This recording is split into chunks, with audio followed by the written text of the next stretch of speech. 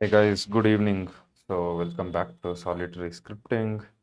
As you can see, what happened yesterday was, I mentioned that I was I was on rotate arrays 3, pretty much the last problem of rotate arrays so far in bit manipulation module, and basically had to get the completely optimized approach wherein I'm using no extra space and doing it in O of n time complexity. So had a bit of a tough time, as mentioned yesterday, and also ran into, it became too late.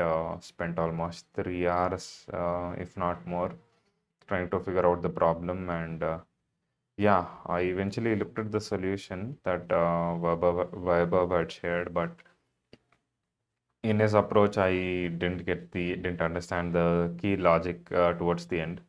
So, I went back to Lead Code and I watched a few YouTube videos which understood to understand the logic. I watched one video from Neat Code, right? So he has a great video, but he writes code in Python, and that's anyway not useful for me because I'm coding in Java. So, but I love the logic. I got it, right? And then while trying to solve in that logic, I ran into a couple of issues. Finally, got it resolved, right? Uh, so I'll be, pasting that answer, and hopefully you'll see this 60% change and improve.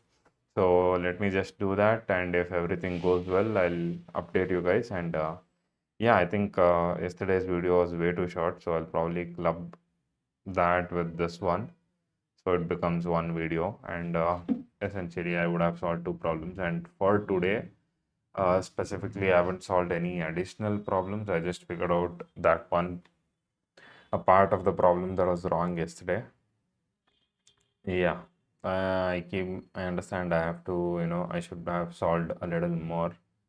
But as mentioned, I had some stuff going on, and yeah, I'll don't not to fret. I'll get back to this tomorrow. I'll keep it on the go. But I'm sort of, at least content with the fact that even though I'm not solving more, I'm at least keeping in touch with the DSA part and not letting it go off the rails, right? So I think the problem with DSA, or when you're learning anything new, at least what I've observed is in coding, if you take too much time, right? If you give like 3-4 days gap between practicing, what happens is eventually you start feeling like, oh, why do I even need to practice, right? Anyway, it's too difficult. You start getting those sort of notions in your head. So, irrespective of how you feel, I think the goal is always, doesn't matter even if you don't get it on the first go. The essential idea is just that you keep trying, right? So that eventually will build up the mental capacity and, in your mind to think in terms of code, and we'll get there. So yeah, let me just paste the code and I'll let you know if all the test cases pass. And yeah, see you guys in a minute. Hey guys, I'm back. So it took less than 10 seconds. So let me just reload this page to see if the progress has improved.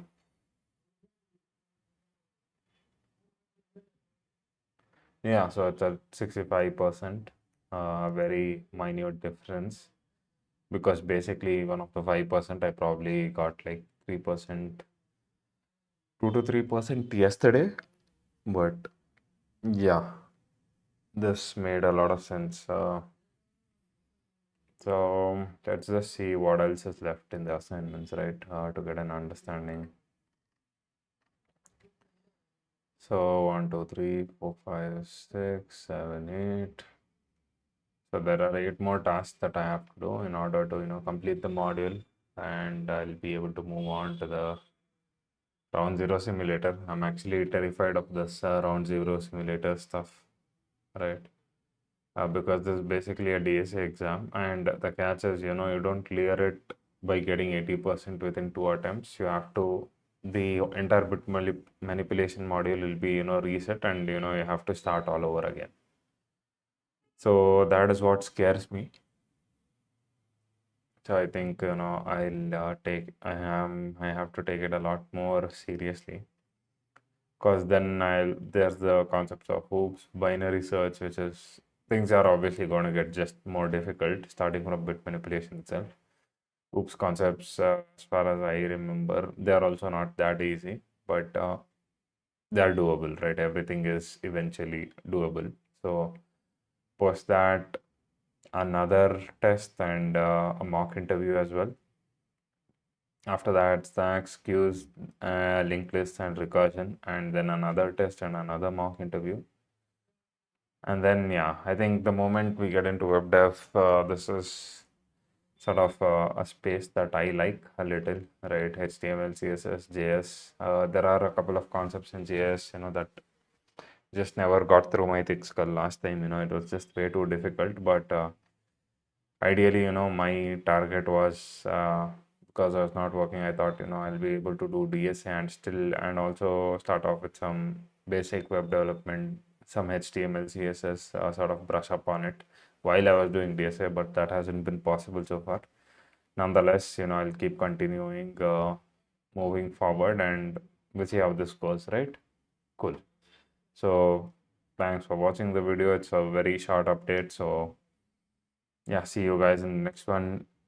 Guys, definitely, if I understand there isn't a lot, but please do subscribe to the channel. It'll help me. It'll help the channel. It'll help both of us. It gives me some motivation. Either ways, I'm doing this for personal reasons, but yeah, I mean, I will soon share some content that'll be helpful for you guys as well. As of now, I understand this is just a simple update that I'm sharing on a daily basis. Is not that useful to a lot of people in any ways, but this is just to get an understanding of how Sharpener is and how it works. So yeah, guys, cool. Do subscribe to the channel, leave a like, comment on where do you want me to start with, right? What type of content you want me to share at least. So that gives me a brief idea or gives me a starting point at least, and I can, map out a couple of things and figure out how to get them done. And we're golden from there. Cool, guys. Thank you. Take care. Bye bye. See you in the next one.